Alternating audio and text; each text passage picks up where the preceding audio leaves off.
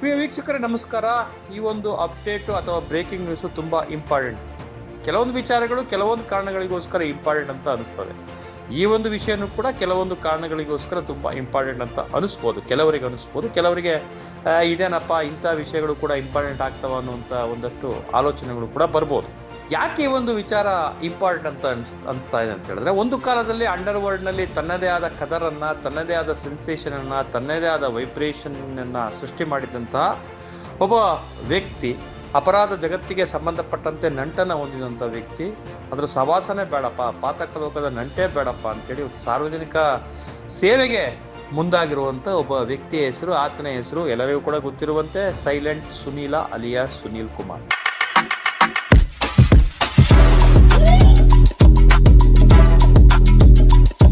ಸುನೀಲ್ ಕುಮಾರ್ ಬೇಡಪ್ಪ, ಪಾತಕ ಲೋಕದ ನಂಟೆ ಬೇಡ ಅನ್ನೋಂಥ ರೀತಿಯಲ್ಲಿ ತುಂಬ ಸೈಲೆಂಟ್ ಆಗಿದ್ಕೊಂಡು ಎಲ್ಲೋ ಒಂದು ಕಡೆ ರಾಜಕೀಯ ಕ್ಷೇತ್ರಕ್ಕೆ ಪಾದಾರ್ಪಣೆ ಮಾಡುವಂಥ ನಿಟ್ಟಿನಲ್ಲಿ ಚಾಮರಾಜಪೇಟೆಯಲ್ಲಿ ಒಂದೆರಡು ವರ್ಷಗಳ ಹಿಂದೆ ಒಂದು ಸಾರ್ವಜನಿಕ ವೇದಿಕೆಯೊಳಗಡೆ ರಾಜಕೀಯವನ್ನು ಪ್ರವೇಶಿಸೋದಕ್ಕೆ ಸಿದ್ಧತೆಯನ್ನು ಮಾಡಿಕೊಂಡು, ಆ ನಂತರದಲ್ಲಿ ಆ ವೇದಿಕೆಯಲ್ಲಿ ಅವನ ಜೊತೆಗೆ ಯಾರ್ಯಾರು ರಾಜಕೀಯ ವ್ಯಕ್ತಿಗಳು ವೇದಿಕೆಯನ್ನು ಹಂಚ್ಕೊಂಡಿದ್ರು ಅದು ದೊಡ್ಡ ಮಟ್ಟದ ಗೊಂದಲ ಆಗಿ, ಎಲ್ಲ ಒಂದು ಕಡೆ BJP ಪಕ್ಷದವರೇ ಎಲ್ಲ ಒಂದು ಕಡೆ ಅವರನ್ನು ಪಕ್ಷಕ್ಕೆ ಸೇರ್ಪಡೆ ಮಾಡ್ಕೊಳ್ಳೋದಕ್ಕೆ ಹಿಂದೇಟಾಕಿ, ಹಾಗಂತೇಳಿ BJP ಪಕ್ಷದವರು ಸೈಲೆಂಟ್ ಸುನೀಲ್ ಅವ್ರ ಜೊತೆಗೆ ಸಂಪರ್ಕದಲ್ಲಿಲ್ಲ ಅಂತ ಅಲ್ಲ, ಖಂಡಿತ ಇದ್ದಾರೆ. ಯಾಕಂತಂದರೆ ಆತನಿಗೆ ರಾಜಕೀಯ ಪ್ರವೇಶ ಮಾಡುವಂಥ ಐಡಿಯಾವನ್ನು ಕೊಟ್ಟಂಥವ್ರು, ಅದಕ್ಕೆ ನಾವು ಬೇಕಾದಂಥ ಹೆಲ್ಪನ್ನು ಮಾಡ್ತೀವಿ ಅಂತ ಹೇಳಿದಂಥವ್ರು ಇದೇ BJP ಪಕ್ಷದವರು ಅಂತಲೇ ಹೇಳಲಾಗ್ತಾ ಇದೆ.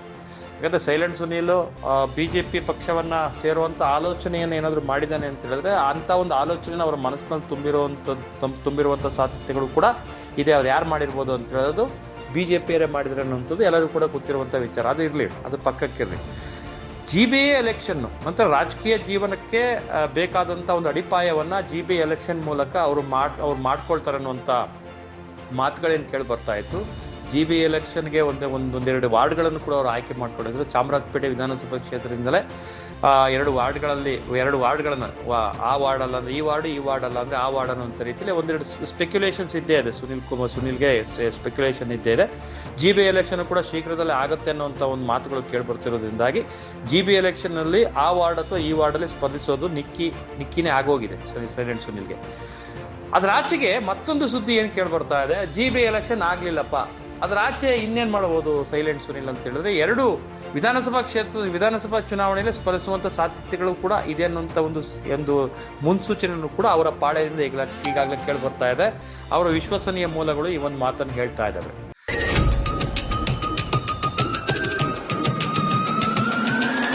ಚಾಮರಾಜಪೇಟೆ ಕ್ಷೇತ್ರವನ್ನೇ ಅವರೆಲ್ಲ ಒಂದು ಕಡೆ ತಮ್ಮ ಸಾರ್ವಜನಿಕ ಸೇವೆಗೆ ಒಂದು ವೇದಿಕೆಯನ್ನು ಮಾಡ್ಕೊಂಡಿರೋದ್ರಿಂದಾಗಿ ಚಾಮರಾಜಪೇಟೆಯಿಂದಲೇ 2028 ಎಲೆಕ್ಷನ್ನಲ್ಲಿ ಸ್ಪರ್ಧಿಸ್ಬೋದು. ಯಾವ ಪಕ್ಷದಿಂದ? ಬಹುತೇಕ BJP ಅಂತ ಹೇಳಲಾಗ್ತಾ ಇದೆ. ಕಾಂಗ್ರೆಸ್ನಲ್ಲಿರುವಂಥವರು ಕೂಡ ಒಂದಷ್ಟು ಜನ ಅವರ ಸಂಪರ್ಕದಲ್ಲಿರೋದ್ರಿಂದಾಗಿ, JDSನಲ್ಲಿರೋರು ಕೂಡ ಸೈಲೆಂಟ್ ಸುನೀಲ್ ಜೊತೆಗೆ ಒಂದಷ್ಟು ಸಂಪರ್ಕದಲ್ಲಿರೋದ್ರಿಂದಾಗಿ BJP ಫಸ್ಟ್ ಆದ್ಯತೆ ಅಂತ ತೆಗೆದುಕೊಂಡ್ರು ಕೂಡ ಬೇರೆ ಪಕ್ಷಗಳಿಂದ ಅವರು ನಿಲ್ಲಲ್ಲ ಅನ್ನುವಂಥ ರೀತಿಯಲ್ಲಿ ನಾವು ಹೇಳೋಕ್ಕಾಗೋದಿಲ್ಲ. ಬೇರೆ ಪಕ್ಷಗಳು ಕೂಡ ಅವ್ರಿಗೆ ಮಣೆ ಹಾಕುವಂಥ ಸಾಧ್ಯತೆಗಳು ಇದ್ದೇ ಇದೆ. ಇದು ಒತ್ತಟ್ಟಿಗಿರಲಿ. ಚಾಮರಾಜಪೇಟೆ ವಿಧಾನಸಭಾ ಕ್ಷೇತ್ರದಿಂದಲೇ ಅವರು ಸ್ಪರ್ಧಿಸ್ತಾರೆ ಅನ್ನುವಂಥ ಮಾತುಗಳು ಇನ್ನಿಷ್ಟು ಬಲವಾಗಿ ಕೇಳಿಬರ್ತಾ ಇತ್ತು. ಈಗ ಮತ್ತೊಂದು ಕ್ಷೇತ್ರವನ್ನು ಸುನೀಲ್ ಆಯ್ಕೆ ಮಾಡ್ಕೊಳ್ಳೋದಕ್ಕೆ ಹೊರಟಿದ್ದಾರೆ ಅನ್ನುವಂಥ ಒಂದಷ್ಟು ರೋಚಕವಾದಂಥ ಇಂಟ್ರೆಸ್ಟಿಂಗ್ ಆದಂಥ ಸುದ್ದಿ ಕೇಳಿಬರ್ತಾ ಇದೆ. ಇತ್ತೀಚೆಗೆ ಒಂದಷ್ಟು ಸೋಷಿಯಲ್ ಮೀಡಿಯಾಗಳಲ್ಲಿ ವೈರಲ್ ಆದಂಥ ವಿಚಾರ ಏನಂತ ಹೇಳಿದ್ರೆ, ಸೈಲೆಂಟ್ ಸುನೀಲು ಹಾಸನ ವಿಧಾನಸಭಾ ಕ್ಷೇತ್ರದಿಂದ ಅಂತ ಹೇಳಿದ್ರೆ, ಹಾಸನ ವಿಧಾನಸಭಾ ಕ್ಷೇತ್ರನ ಅಥವಾ ಹಾಸನ ಜಿಲ್ಲೆಯಲ್ಲಿರುವಂಥ ವಿಧಾನಸಭಾ ಕ್ಷೇತ್ರಗಳಲ್ಲಿ ಯಾವುದಂತ ಗೊತ್ತಿಲ್ಲ, ಹಾಸನದಿಂದ ಅವರು ಸ್ಪರ್ಧಿಸ್ತಾರೆ ನೆಕ್ಸ್ಟ್ ಎಲೆಕ್ಷನ್ನಲ್ಲಿ. ಯಾಕಂದರೆ ಇತ್ತೀಚೆಗೆ ಒಂದೆರಡು ಖಾಸಗಿ ಕಾರ್ಯಕ್ರಮಗಳಲ್ಲಿ ಪಾಲ್ಗೊಂಡಂಥ ಸಂದರ್ಭದಲ್ಲಿ ನೆಕ್ಸ್ಟ್ ಹಾಸನದಿಂದ, ಚಾಮರಾಜಪೇಟೆ ಇಲ್ಲ ಅಂತ ಹೇಳಿದ್ರೆ ಹಾಸನ ವಿಧಾನಸಭಾ ಕ್ಷೇತ್ರದಿಂದ ಅಥವಾ ಹಾಸನ ಜಿಲ್ಲೆಯ ಯಾವುದಾದ್ರೂ ವಿಧಾನಸಭಾ ಕ್ಷೇತ್ರದಿಂದ ಸ್ಪರ್ಧಿಸೋದಕ್ಕೆ ನನಗೆ ಇಷ್ಟ ಇದೆ ಅನ್ನುವಂಥ ಇಂಗಿತವನ್ನು ಸೈಲೆಂಟ್ ಸುನೀಲು ಅಲ್ಲಿ ವ್ಯಕ್ತಪಡಿಸಿದ್ರು ಅನ್ನುವಂಥ ಮಾತುಗಳು ಕೂಡ ಕೇಳಿಬರುತ್ತಿದ್ದರಿಂದಾಗಿ ಈ ಒಂದು ವಿಷಯಕ್ಕೆ ರೆಕ್ಕೆ ಪುಕ್ಕಗಳೆಲ್ಲ ಈಗ ಒಂದೊಂದೇ ಸೇರ್ಕೊಳ್ಳೋಕೆ ಶುರು ಆಗಿದೆ.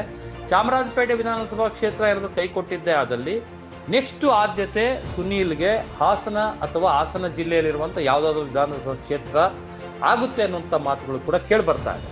ಹಾಗಾಗಿ ಸೈಲೆಂಟ್ ಸುನೀಲ್ ರಾಜಕೀಯವನ್ನು ಪ್ರವೇಶಿಸ್ತಾರೆ ಅನ್ನೋಂಥದ್ದು ಬಹುತೇಕ ನಿಕ್ಕಿ ಆಗೋಗಿದೆ. ಎಷ್ಟೇ ವಿರೋಧಗಳಿರಲಿ, ಯಾರೇ ವಿರೋಧ ಮಾಡಲಿ, ಎಂಥದೇ ಆಕ್ಷೇಪಗಳಿರಲಿ, ಯಾಕೆ ರೌಡಿಸಮ್ ಸವಾಸವನ್ನು ಬಿಟ್ಟು ಇವತ್ತು ಹೊರಗಡೆ ಬಂದು ಎಷ್ಟು ಜನ MLAಗಳಾಗಿಲ್ಲ, ಎಷ್ಟು ಜನ ಸಚಿವರುಗಳಾಗಿಲ್ಲ.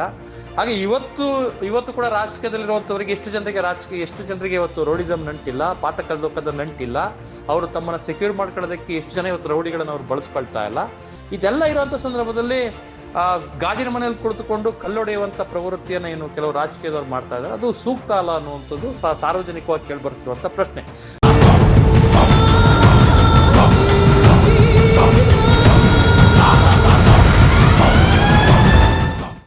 ಒಬ್ಬ ವ್ಯಕ್ತಿ ಬದಲಾಗದಕ್ಕೆ ಹೊರಟಂತ ಸಂದರ್ಭದಲ್ಲಿ ನಾನು ಪಾತಕ ಲೋಕದ ಸವಾಸವೇ ಬೇಡಪ್ಪ, ಸಾರ್ವಜನಿಕ ಜೀವನದಲ್ಲಿರ್ತೀನಿ, ಸಾರ್ವಜನಿಕರಿಗೆ ನನ್ನಿಂದ ಆದಷ್ಟು ಸೇವೆ ಮಾಡ್ತೀನಿ ಅನ್ನೋಂಥ ಒಂದು ಮನಸ್ಥಿತಿಯನ್ನು ಇಟ್ಕೊಂಡು ಹೊರಟಂತ ವ್ಯಕ್ತಿಯನ್ನ ನಾವು ಬೆಂಬಲಿಸಬೇಕು, ಅವ್ರಿಗೊಂದು ಅವಕಾಶವನ್ನು ಕೊಡಬೇಕು ಅನ್ನೋಂಥ ಮಾತನ್ನ ಎಲ್ಲ ಒಂದ್ ಕಡೆ ನಾವೇ ಅವಾಗ ಹೇಳ್ತಾ ಇರ್ತೀವಿ. ದೊಡ್ಡ ದೊಡ್ಡ ವೇದಿಕೆಗಳಲ್ಲಿ ರಾಜಕೀಯದವ್ರು ದೊಡ್ಡ ಮಟ್ಟದ ಭಾಷಣವನ್ನ ಬಿಗಿತಾ ಇರ್ತಾರೆ. ಅಂತ ಸಂದರ್ಭದಲ್ಲಿ ಸೈಲೆಂಟ್ ಸುನೀಲ್ ರಾಜಕೀಯವನ್ನ ಪ್ರವೇಶಿಸ್ತಾನೆ ಅಂತ ಹೇಳಿದಾಗ ಅದನ್ನು ವಿರೋಧಿಸುವಂಥದ್ದು ನಿಜಕ್ಕೂ ಕೂಡ ಎಲ್ಲೋ ಒಂದ್ ಕಡೆ ತುಂಬಾ ಅಭಾಸ ಅನ್ಸುತ್ತೆ, ಹಾಸ್ಯಾಸ್ಪದ ಅನ್ಸುತ್ತೆ. ಆ ಕಾರಣಕ್ಕೋಸ್ಕರ ಸುನೀಲ್ ಕುಮಾರ್ಗೆ ತಾಕತ್ತಿದ್ರೆ, ಸಾರ್ವಜನಿಕವಾಗಿ ಅವ್ರಿಗೆ ಒಳ್ಳೆ ಬೆಂಬಲ ಇತ್ತು ಅಂತ ಹೇಳಿದ್ರೆ ಯಾಕೆ ಅವ್ರಿಗೆ ಒಂದು ಅವಕಾಶ ಕೊಡಬಾರ್ದು ಅನ್ನೋಂಥ ಮಾತುಗಳು ಕೂಡ ಕೇಳ್ಬರ್ತಾ ಇದೆ.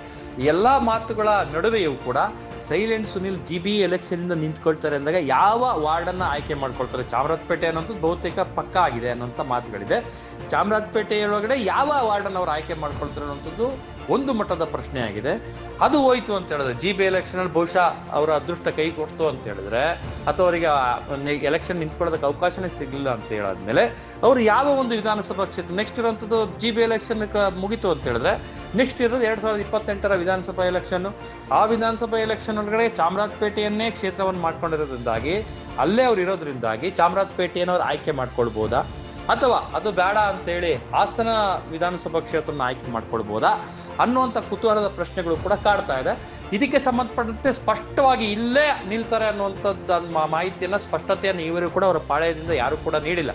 ಹಾಗೆ ಎಲ್ಲವೂ ಕೂಡ ಸಾರ್ವಜನಿಕವಾಗಿ ಅವ್ರ ಕಿವಿಯಿಂದ ಇವ್ರ ಕಿವಿಯಿಂದ ಅವ್ರ ಬಾಯಿಂದ ಬಂದಿರುವಂತ ಮಾತುಗಳೇ ಆಗಿರೋದ್ರಿಂದಾಗಿ ಇದಕ್ಕೆ ಒಂದು ಸ್ಪಷ್ಟತೆ ಸಿಗ್ಬೇಕು ಅಂತ ಹೇಳಿದ್ರೆ GB ಎಲೆಕ್ಷನ್ ಅನೌನ್ಸ್ ಆಗಬೇಕು. GB ಎಲೆಕ್ಷನ್ ಅಲ್ಲಿ ಸುನೀಲ್ ತನ್ನ ಒಂದು ನಿಲುವನ್ನು ವ್ಯಕ್ತಪಡಿಸಬೇಕು. ಅದಿಲ್ಲ ಅಂತ ಹೇಳಿದ್ರೆ ನೆಕ್ಸ್ಟ್ 2028ರ ವಿಧಾನಸಭಾ ಎಲೆಕ್ಷನ್ ಬರಬೇಕು. ಆ ಒಂದು ಸಂದರ್ಭದಲ್ಲಿ ಸುನೀಲ್ ಸ್ಪಷ್ಟಪಡಿಸಬೇಕು. ಅಲ್ಲಿಯವರೆಗೂ ಕೂಡ ಅವರ ರಾಜಕೀಯ ಜೀವನದ ಪ್ರವೇಶ ಮತ್ತು ಕ್ಷೇತ್ರದ ಆಯ್ಕೆ ಮತ್ತು ಆದ್ಯತೆ ಅನ್ನುವಂಥದ್ದು ಪ್ರಶ್ನಾರ್ಥಕ ಚಿಹ್ನೆಯಾಗಿ, ಹಾಗೆ ಕುತೂಹಲದ ಪ್ರಶ್ನೆಯಾಗಿ ಉಳಿದೋಗ್ತದೆ.